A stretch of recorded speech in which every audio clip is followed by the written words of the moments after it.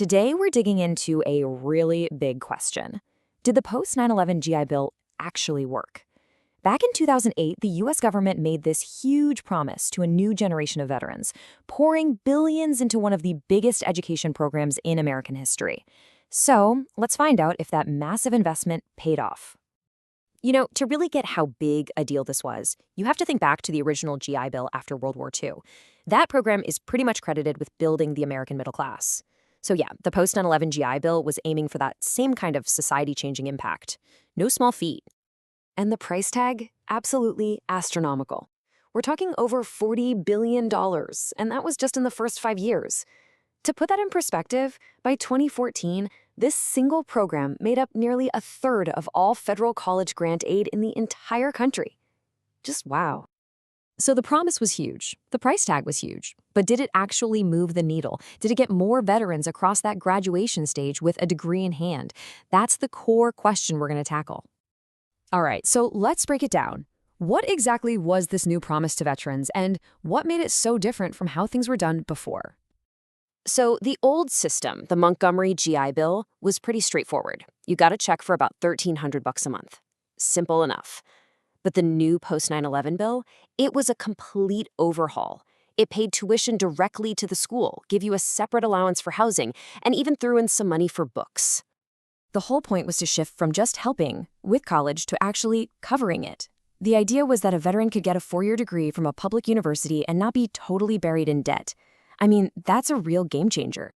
Okay, but proving a program like this actually works is super tricky, right? You can't just count up all the veteran graduates because, hey, a lot of them might have gone to college anyway. So how in the world do you isolate the specific impact of the bill itself? Well, to solve this puzzle, a 2016 study came up with a really clever approach. To figure out the extra success the bill created, they needed what every good experiment needs, a control group. And here's how they did it. The treatment group was all the veterans with an honorable discharge, the ones who could get the new benefits. The control group was veterans with a less than honorable discharge, who couldn't. So by comparing these two groups both before and after the new bill kicked in, the researchers could really zero in on its true impact. And boom, here's the proof in the pudding. Before the new bill, you can see the two groups were on a pretty similar path. But just look at what happens to the group that got the new benefits. That's the line with the green triangles. That growing gap between the lines, that right there is the power of the post-9/11 GI Bill in action. So, after all that clever analysis, what was the final verdict from the data? Just how big of an impact did this thing really have? Get this. The result was a 25% increase in degree attainment for eligible veterans. That is not just some small bump. That is a huge, statistically significant impact. And to put that into more human terms, it means for every 100 eligible veterans, 6 more earned a college degree than would have otherwise. Now scale that up across the millions who served. You're talking about hundreds of thousands of lives changed by education. So where did that boost come from? Well, it was a 1-2 punch. First, the super generous benefits convinced more veterans to enroll in college in the first place.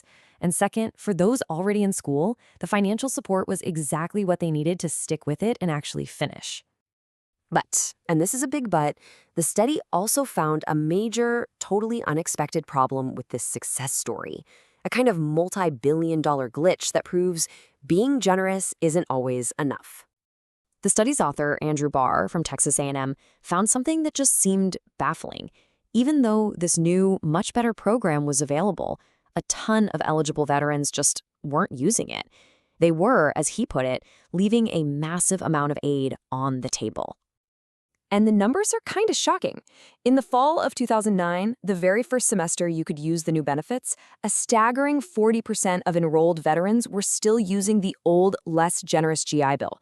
They were literally leaving free money behind. And the big question is, why?